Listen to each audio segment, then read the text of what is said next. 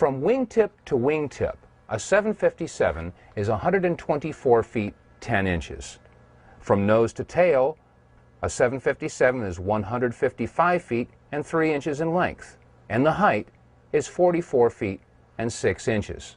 However, when you look at the hole at the Pentagon, you'll find that it's only approximately 65 feet across. How does a plane of those dimensions fit into a hole only 65 feet across? Upon further inspection, we found that the damage at the Pentagon was completely and totally inconsistent with the damage of the planes that had hit the World Trade Center.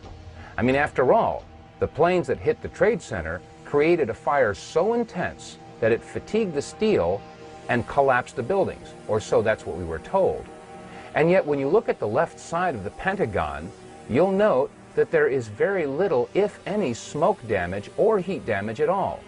On the third floor, it's very plain to see a file cabinet with a computer monitor. Neither of them are damaged. On the second floor, you can see a wooden desk. It hasn't burned.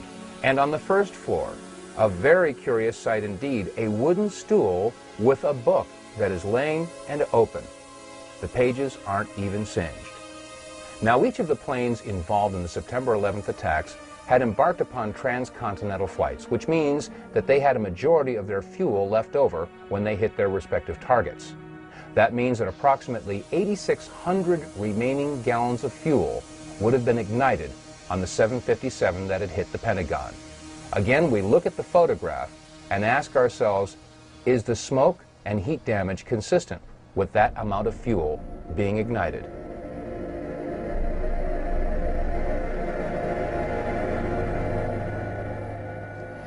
Ms. Therese Agnier, a certified environmental specialist and a member of the Environmental Assessors Association, sent us the following letter after a brief conversation we had on the telephone.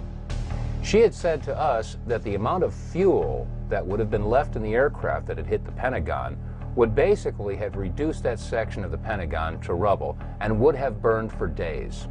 And that 8,600 gallons of fuel had a BTU rate of 86 million.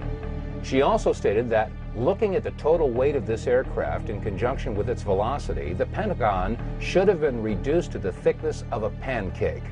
Also, the fuel spill of 8,600 gallons would have posed a very large soil removal and disposal project, since the contaminated soil would be considered hazardous waste under Title 40 of the Code of Federal Regulations.